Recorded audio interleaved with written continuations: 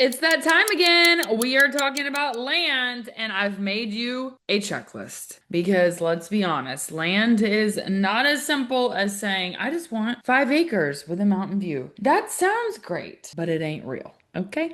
I'm Haley Jones. Let's dive in and get going.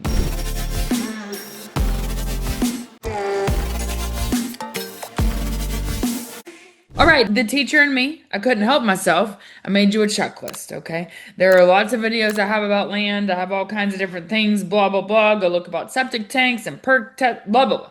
This is your comprehensive land checklist. And I almost hesitate to say comprehensive because people are very peoply and we all have our special needs. You know what I'm saying? So I've made this as comprehensive as I could physically think of. And it's possible that we're going to go through this and I might add to it as we go. Okay. So let's dive into the checklist. If you want this checklist, you can email me, haleyjoneshomes@gmail.com, and I will send it to you. I think we could also link it below. So check that out. All right, here we are. Here we go. So first of all, let me just give you an example of something to kind of ground you in like what I'm even talking about. I had some clients that were like, we want under 3 acres in Maryville. And what I did is pull for them what was currently active in Maryville. They wanted unrestricted, which we're going to get into. Of the 45 actives, there were 15 unrestricted. And of those, 7 of them had utilities on site according to the listing. So that's when I say like, yeah, you can get 3 acres in Maryville, but it's not all created equal. And so that's the point of this checklist. So that's kind of where this, just to kind of ground you in, like, yeah, there's 45 under 3 acres, but if you want unrestricted, that takes you to 15. If you want already utilities on site, that took you to 7. So that's kind of where this came from. This is something I can do for you. Obviously, if you're wanting information on land, etc., just email me. All right, here she is, the checklist. Let's start broad, and then we're going to narrow down. There's a couple things that I consider as deal killers. And first of all, that would be these. Is it in a flood zone? Now, maybe not all of it's in a flood zone. Maybe where you want to build is not in a flood zone. Maybe the flood zone goes directly through the property, right? Smack dab through the middle. I was talking with a client yesterday and he's looking at this big parcel. The flood zone literally runs through the middle. That pretty much makes it a no-go. Now, if it's waterfront, then you're probably going to be in a flood zone and you're probably going to have to build your house off that flood zone. You don't want to build the property in the flood zone. Don't think I need to say that, but maybe I do. That being said, you can check this. You can check this from the tax record. You can check this on FEMA. You can check this on Tennessee Property Viewer. Literally, if you go to Tennessee Property Viewer, you're going to put the county. You're going to put the parcel number. It's going to take you there and then you're going to see the map. Boom, right there. And then in the bottom left-hand corner of your screen, you're going to see where there's a FEMA. It says FEMA. You can click on that and it's going to show you where is the flood zone. This to me is likely a deal killer, depending on the size of the parcel and where the flood zone is. You might be like, oh, this land is so great. Let's go see it. Let's check some things first. Number 1, is it in a flood zone? Number 2, what about road access and the driveway itself? For example, I have a number of clients who have big RVs. They've got horse trailers. Maybe they have an oversized boat, something they need a haul. Can this property accommodate that? Now, one way you can tell easily is from Google Maps, which I'm going to get to. But I also just want to point out to you that a number of the properties that you're going to see listed for sale have no driveway. There is no access. You might have to put a culvert over the top of it to get to where you want to build. Those are things. And then in general, there just might not be road access. Like technically there's a road, but like that road could be like a mud bog. That to me could be a deal killer depending on what you're trying to do. Proximity to. If you need proximity to a certain hospital, if you need proximity to Costco, you think I'm joking? I'm not. People ask for that. Target, blah, blah, blah. You can look at Google Maps, which again, I'm going to reference that later. Does it get you where you need to be? If you want to be walkable to a school, that's going to be very few properties, my friend. So you want to check that first. It might have a Maryville address, but it might not be walkable to the Maryville High School. Okay, restrictions. A lot of people want unrestricted properties. I think of restrictions in 3 different categories: HOA restrictions, deed restrictions, zoning restrictions. So your zoning, this is like, for example, if you're in a city limit. The zoning is going to be more restrictive than if you're county only. So that could be things like, where can you have chickens or not? Can you have horses or not? What are your rules and requirements about adding a driveway, connecting to a street? Like what are the zoning rules? Are there certain building heights? There's some places in Knoxville, like within the city, where you have to have a certain height of a building if you're going to do a 1 or 2 or 3 or whatever story. So your zoning tells you what you can and cannot do. This would also tell you, say you want to have a business out of the property, your zoning is going to tell you you can live in it and also have a business out of it. And then if you're wanting to do something commercial, your zoning is going to tell you that as well, right? Your HOA, this would be things like, I got a fly in here, sorry. HOA, this is primarily, well, this is residential, right? You could also be a POA, Property Owners Association, Homeowners Association. These are your covenants and restrictions, your CC&Rs, your bylaws. They all have different names. They all basically tell you what you can and cannot do. This would be more like architectural restrictions. Is there an architectural review board that has to review plans for what you're going to do? Is there a certain color scheme you have to abide by? Are there certain materials you have to use? Like you can only use brick to build, or your foundation has to be a certain type, or you can't have any sheds, or you have to have only a certain kind of fence, or you can only have one dog, or you can't, it's what you can and cannot do. Where can your mailbox go? What kind of mailbox can you have? What does your front door need to look like? Can you hang signs? Can you put up Halloween decorations? What about Christmas lights? Like, you get it. That's your HOA restrictions. Some people will not look property with an HOA. So you need to know that. Do they exist? Okay, and then the other part of restrictions are deed restrictions. These can sometimes seem similar to an HOA restriction, and I have a whole video about restrictions, by the way. But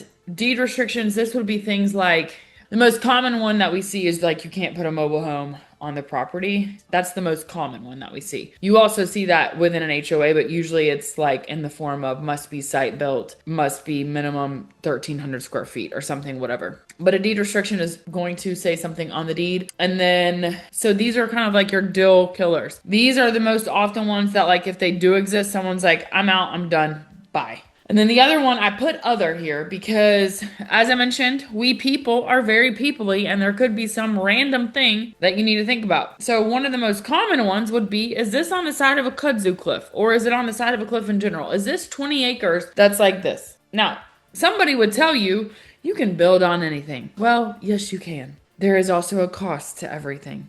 If you're building on this, it's going to be more expensive than if you built on this, right? Level versus cliff. Is it straight kudzu? Are you going to have to get goats out there for the next 25 years to eat the kudzu down until you can build on it, right?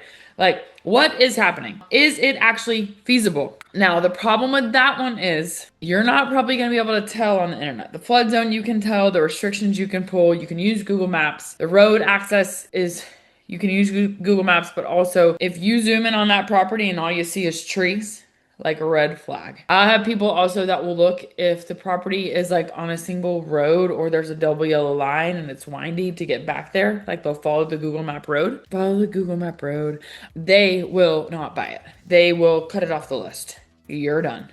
No, thank you. So anyways, the thing about looking at topography is that, like, yes, you can look at a topography map. That's great. Good on you. This can be hard to tell. Sometimes you can tell on Google if you zoom way out, because then you can see like, oh, where is the ridge? Where does this property sit in relation to the ridge? On X Hunt, you can tell, hopefully, the description.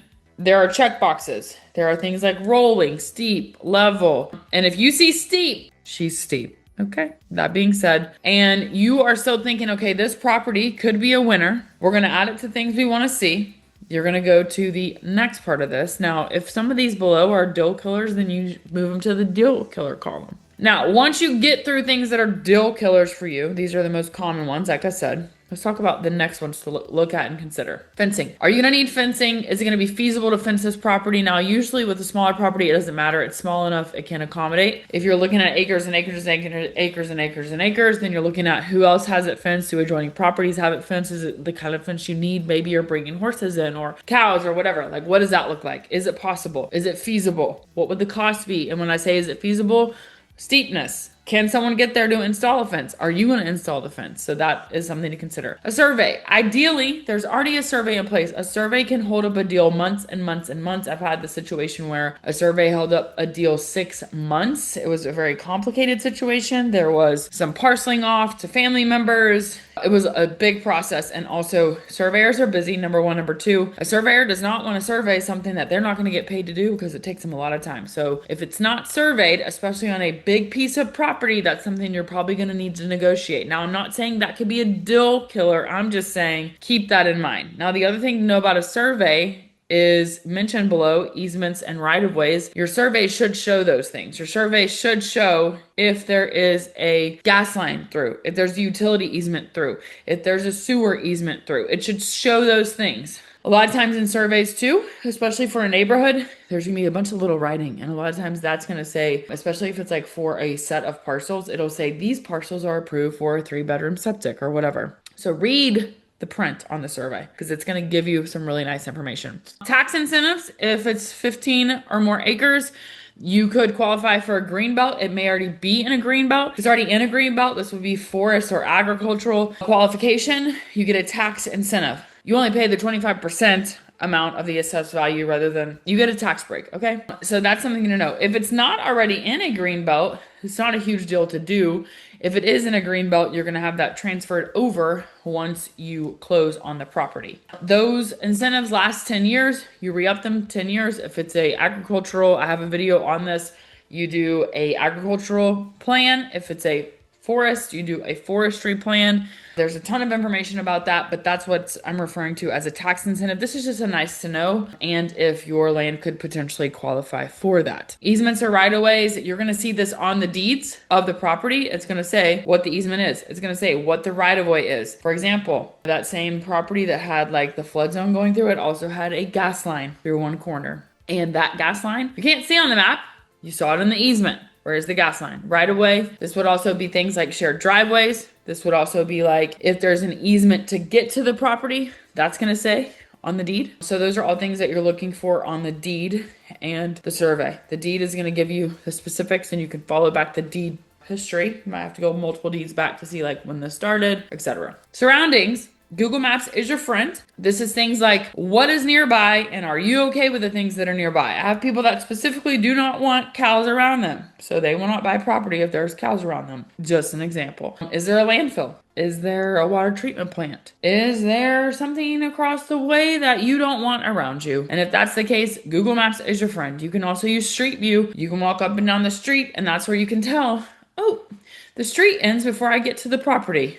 Check the date stamp on the Google Maps. It'll say like November 2025 or whatever. You're going to check that. And if it says October 1980, which how it would even say that, then you know that you're on a different internet because that didn't exist back then. You know what I'm saying. Look at the date. If it says 2020, probably a lot's changed, okay? If it says 2025 or it's close to when you're looking at it, you know, if it's a dirt road that you can't go further, it's probably not accessible. And maybe you like that. Maybe that's what you're looking for. Okay. All right. Utilities, water, sewer, electric. These are your big ones. Now, if you're like, what about gas? I'll get to it. Okay. Most commonly, especially out in the rural parts, as we say, you are going to have electric. You're not going to have gas. And my theory on this, I have not confirmed this, is that it's mountainous here. Gas lines are not as easy as power poles and electric wires. That's my guess, okay? So most of the stuff you're gonna find is going to be on electricity. You're gonna see electricity at the street. What if that power pole is at the street, but you're thinking about building 4 acres up into this property? You wanna talk with the utility company and ask them what the process is. What is the cost? Can they run a line? What does that look like? Okay, so that's your electricity. Water is another one. If you go to the tax record, for example, if you go to Tennessee Property Viewer or your agent, me, pulls the tax record and it says individual, that means you got to get a well. Now, if there's already a well on the property, that is awesome. If there's a dried up well, that's okay. You can get it fixed. If there is no well, then things you want to consider is, do the people around or does a drilling company know how likely they are to have to drill? So for example, maybe a neighbor has a well and they had to drill 400 feet. Well, that's going to cost a certain amount versus if they have to drill 500 feet. So that's something to think about. You will sometimes see a shared well, in which case you want to know who are you sharing the well with. Okay. The other thing to note when you're investigating wells is about the gallons per, I'm about to botch this. How many gallons per minute? I want to say second, but that seems aggressive. You want to know, can you get actual legitimate water? Okay. The other thing about a well is they can have a sulfur smell. There are systems for this. This comes up more in the case when the well is already there. What do you need to do so that you actually want to drink this water and whatever? Well water is clean. However, you don't want it to smell like sulfur. Okay, in my opinion. Maybe you love it. I don't know. Now, if there's public water, where is the public water in relation to where you would want to use the public water? So, for example, say the public water is down by the road. You're wanting to build 400 feet into the property, and that's up a hill. Well, do you need a pump?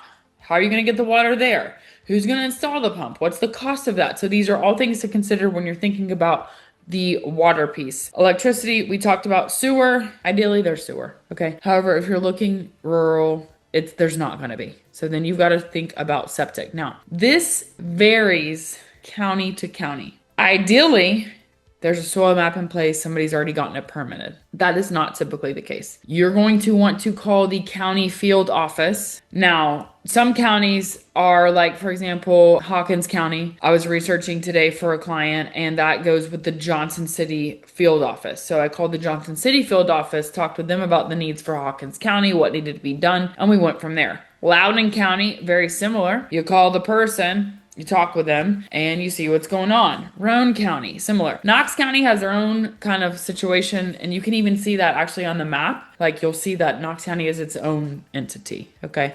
The bigger counties tend to do like their own thing, and then the more rural you get, it's a field office. Those people are super helpful. They know who to send you to, what to do, etc. Now, what if there is no septic permit? This is when you want to talk to the county and ask them what their process is. Sometimes they send out a field officer to check out the land. And that person's going to assess. That person's going to say, okay, yes, you can put a septic system here, or they're going to say you have to have it soil mapped. If you have to have it soil mapped, then if it doesn't pass the soil mapping, they're going to have it perk tested. I have a video about all this. So go check that out. But essentially, this could take 45 days. It could take 2 weeks. It's taken 14 days in the past. It really just depends. Now, on your purchase and sale agreement, like when you're making an offer on a piece of land, you're going to put a feasibility study, and that can be a blanket amount of days. You can also put is dependent on acquiring a septic permit. You can put that. So you have options, but you can also talk with a person at the county and ask them, how long is it taking for your person to get out there? So for example, this Hawkins County example, she said that he's taking usually 2 to 3 weeks to get out there. So anyways, that being said, it's a process. Call the county. You're going to want to talk with them. Your agent can help you with this and give you advice, but this is kind of this is how this works. Utilities, this tells you I missed this. I'm going to have to add this to the list. Utilities, gas. Propane is your most often resource. You're going to lease a tank. You're going to put the tank on the property, and you're going to have the tank filled up. If you want gas, you might maybe want it for a generator, for example. You're going to have to get a tank, have it installed. You're going to lease that tank most likely from a propane gas company, and they're going to come fill it up. Utility gas, you're likely only going to find in places like Knox County, Sevier County, just because it is what it is. Okay, so that's another thing. If you require gas, you're going to be out in the country. It's going to be probably a propane tank. Internet, this is a huge one. It probably sounds stupid. I'm just telling you, you want to check on access. And you want to talk with someone who can actually tell you if there is or is not internet access. And sometimes you have to go on a wild goose chase to do so. In an ideal world, you can find another property that's listed around it or recently sold that has a utility list that you can fact check and call that company. That's typically how I do it for a client, is I'll go find something nearby that has a utility list, and then I will go and call that company. To me, if I'm working from home, satellite internet is not reliable. I myself have had to do this, and I had to use a hotspot instead off my phone, because satellite, if the wind blows, if a leaf falls, you're done. It doesn't work. So that is something to bear in mind. Also, cell phone service. I'm gonna actually stop this.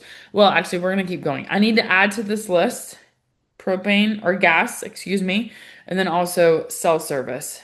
cell service. You cannot really tell unless you actually go there. There are certain parts, certain areas I know just from experience don't have cell service, but that's something to keep in mind. If you're wanting to be super rural, but you have to have cell service, you got to keep it in mind. And the other thing is your checklist about taxes, city and county. Out in the country, you're just going to have county taxes. Those county taxes are not going to include trash service. They're not going to include emergency medical service. They're not going to include those things. There might be a volunteer fire department. There might be a volunteer EMS system. Maybe there's rural metro that you get a membership to. When you're within the city limits, so for example, so when I say city, I'm talking about the services and the taxes. I'm not talking about like we're in the big city. No, ma'am. So city taxes does include certain services, like your trash service, for example, like your emergency medical, like your police department, like your fire department. When you get out in the county, if you're county only, that's a different story. Now, that means you have different zoning rules. That means you have less restrictions. So just for example, a lot of times people want to buy land because they want to put a bunch of tiny homes on it. There's a ton of stuff to do when it comes to which county you're in. So please just take this as an example. If you're within the city limits, you might not even be able to have a short-term rental. Okay, period, point blank. Much less 5 on one parcel or 10 or whatever you're trying to do, or much less a tiny home in general, depending on the zoning. But if you get out in the county, it may not matter. So that's the important thing. And that leads me to the final question is, does the land that you are wanting and looking at, does it do what you need it to do? Are you wanting to put a family compound? Maybe you want to put 3 houses on here. What's your water going to be? Are you going to all share a well? Do you need 3 wells? Do you have public water where each of them can tap into? What's the road access? Is there only a certain amount of homes you can build because of said road access? If the road access is 10 feet wide and you want to put 3 houses in this property, the county may not allow that. So does this do what you need it to do? So the first thing is, what do I need it to do? From there, you're going to backstep and you're going to answer these questions. So that being said, this is your land consideration checklist. I've got to add gas and I've got to add the thing about cell service. So I will add that. So the linked checklist will have that. But that being said, of course, if you're like, Haley, what about this? What about that? Whatever you need, you can email me. You can call me. If you comment, my virtual assistant or assistant, they read the comments. So best way to get to me is through email, haleyjoneshomes@gmail.com. That being said, I hope this is helpful. If you would like a copy, it should be linked below, or you can email me directly as I mentioned. And yeah, I hope that's everything. I will add the internet, I will add the cell service, and I will add the gas. Again, I want to leave you with this. Does the land you're looking at do what you need it to do? I think a lot of times people get caught up in the actual amount of acreage rather than actually what they need and what they need it for. So that is something to consider. So anyhow, I hope this has been helpful. And as always, I am Haley Jones. I have so much more to share with you, and I would love your comments, your feedback, etc. Whatever you need, you just let me know. I'm Haley Jones, and I'll see you next time.